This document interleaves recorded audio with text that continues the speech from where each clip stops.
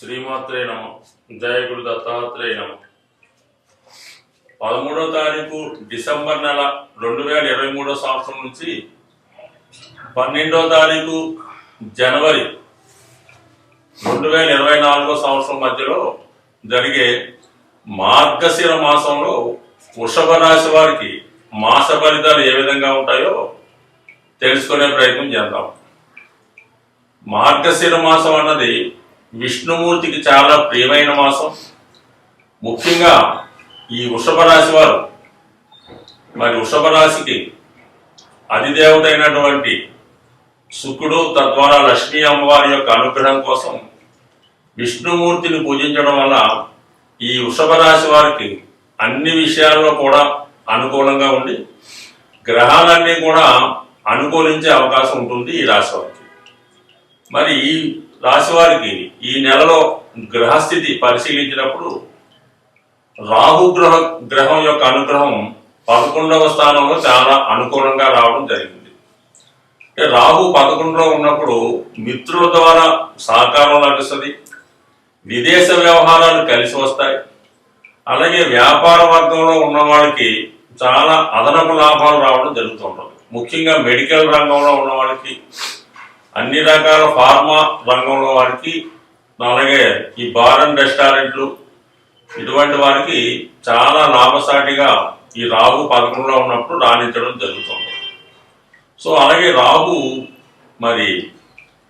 గురువు యొక్క రాశి అయినటువంటి మీనరాశిలో సంచరించడం వల్ల మీనరాశికి సంబంధించినటువంటి కారకత్వాలు అంటే రెస్టారెంట్లు, అలాగే మీకు వైద్యశాలలు, విద్యా సంస్థలు ఇవన్నీ కూడా మీకు లాభసాటిగా మారడం, అందులో ఉద్యోగం చేస్తున్నటువంటి ఎంప్లాయీస్ కానీ వారి యజమానులకు కానీ చాలా అనుకూలంగా ఉంటాయి. రాహు అనుకున్న దానికన్నా ఎక్కువ ఫలితాన్ని ఇవ్వడం జరుగుతుంది. అయితే రాహుగ్రహ అనుగ్రహం కోసం కంపల్సరీగా ఈ వృషభ రాశి వారు కనకదుర్గ అమ్మవారి ఆరాధన ప్రతినిత్యం చేసుకోవడం వల్ల రాహు 11వ స్థానంలో ఉన్నంత వరకు కూడా అటు రుణ రూపంలో అవనవండి, విదేశ ధనం అవనవండి, విదేశంలో ఉన్నటువంటి మిత్రుల సహకారంతో 99% రాబోయే ఈ రాహు 11లో ఉన్నంతకాలం ఆర్థిక పరంగా ఎటువంటి ఇబ్బంది కూడా ఈ జాతకులకి 100% రాదు. ఇక గురుబలం కూడా చాలా అనుకూలంగా ఉంది 12వ స్థానంలో. 12వ స్థానంలో గురువు ఉన్నప్పుడు గురువు యొక్క కారకత్వాలన్నీ కూడా జాతకుడికి అనుభవంలోకి రావడం జరుగుతుంది. ఇంకా ఇంచుమించుగా మే నెల వరకు గురువు అదే స్థానంలో సంచరిస్తూ అటు సంతాన భాగ్యాన్ని, అటు ఆర్థిక సౌఖ్యాన్ని, అలాగే ఉన్నత విద్యాయోగాన్ని కూడా రావడం జరుగుతుంది. సో అలాగే ఏంటంటే ఏదైనా ఇన్వెస్ట్మెంట్ చేయడం, పిల్లల్ని చదివించే విషయంలో కానీ, విదేశ ప్రయాణాలు కానీ చాలా అనుకూలంగా రాణిస్తాయి. ముఖ్యంగా దైవానికి సంబంధించిన కార్యక్రమాలు, అలాగే పుణ్యక్షేత్రాలు దర్శించడం వంటి కార్యక్రమాలు కూడా జాతకులు గురువు 12లో ఉన్నప్పుడు మంచి అనుకూలమైనటువంటి సౌఖ్యాన్ని, అలాగే మంచి వాళ్ళతో స్నేహాన్ని కలిగే అవకాశం ఉంది.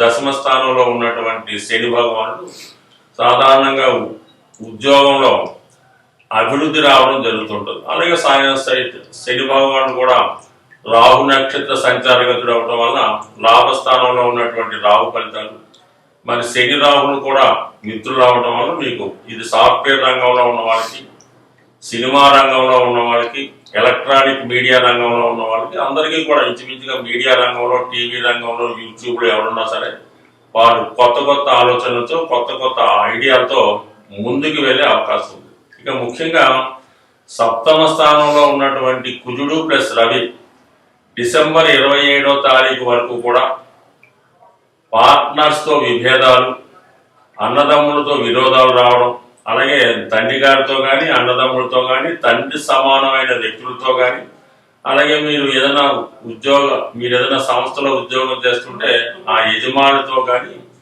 అభిప్రాయ భేదాలు వచ్చే అవకాశం ఉంది. అలాగే జీవిత భాగస్వామి యొక్క ఆధిపత్యం పెరగడం వల్ల కొంతవరకు మీ ఇద్దరి మధ్య కూడా గ్యాప్ పెరిగే అవకాశం ఉంది. అంటే మొత్తం మీద కుజుడు, రవి 2 అగ్నితత్వ గ్రహాలు 7వ స్థానంలో జలతత్వ రాశిలో సంచారం చేయడం వల్ల భార్యాభర్తల మధ్య విభేదాలు, అనుకోని మనస్పర్ధలు టెంపరీగా వచ్చే అవకాశం ఉంది. ఇక బుధుడు 8వ స్థానంలో ఉన్నాడు. ఇది ఆర్థిక పరంగా చాలా అనుకూలిస్తూ ఉంటారు. ధనాధిపతి బుధుడు అష్టమ స్థానంలో ఉన్నాడు. చిట్ ఫండ్స్ ద్వారా కానీ బ్యాంక్ డిపాజిట్లు కానీ ఆకస్మిక ధనలాభం వచ్చే అవకాశం ఉంది. అలాగే కొన్ని సందర్భాల్లో సప్తమానికి ధనస్థానం కాబట్టి పార్ట్నర్స్ ద్వారా కానీ అలాగే వైవాహిక జీవితంలో భార్య లేదా భర్త ద్వారా కానీ ధనలాభం వచ్చే అవకాశం ఉంది. అంటే పాజిటివ్ గా కాకుండా నెగిటివ్ గా వచ్చే అవకాశం ఉంది. సుమారుగా ఏదో మీరు కొంతకాలం ఎవరితో కలిసి బిజినెస్ చేయడం వల్ల మీరు ఆ బిజినెస్ పార్ట్నర్స్ నుంచి విడిపోవడం వల్ల ఆ విధంగా ధనం రావచ్చు.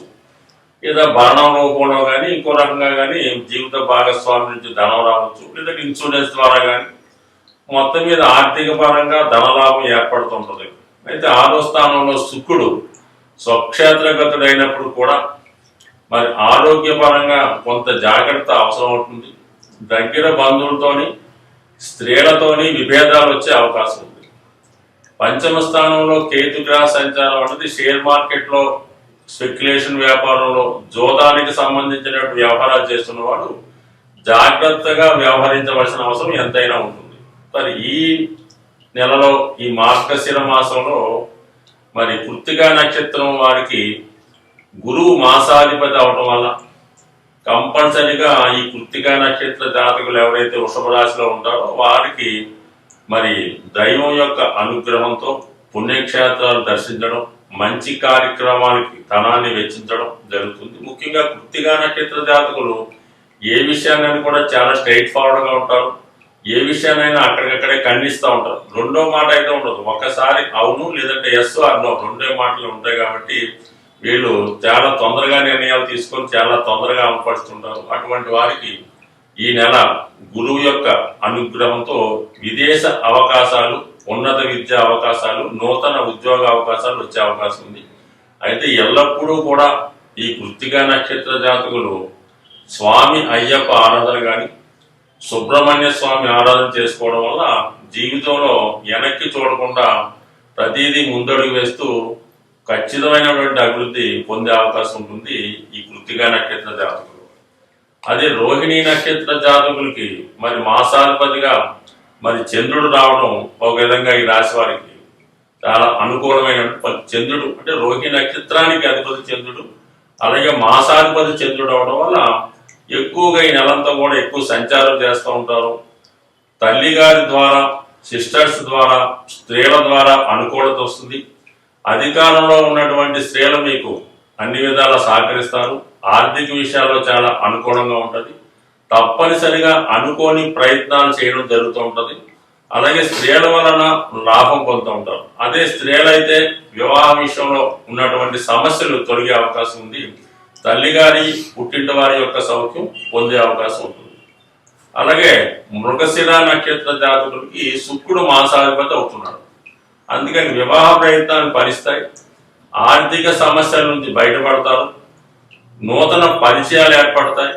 మొత్తం మీద ఏంటంటే ఈ వృషభ రాశి వారికి ఈ మాసాధిపతులుగా ఉన్నటువంటి గ్రహాలు అటు గురువు, అటు చంద్రుడు, అటు శుక్రుడు మూడు కూడా ఒక విధంగా శుభగ్రహాలు అవడం వల్ల టోటల్ గా ఈ వృషభ రాశి వారికి ఈ మార్గశిర మాసం చాలా మంచి ఫలితాలు ఇవ్వడం జరుగుతుంటుంది.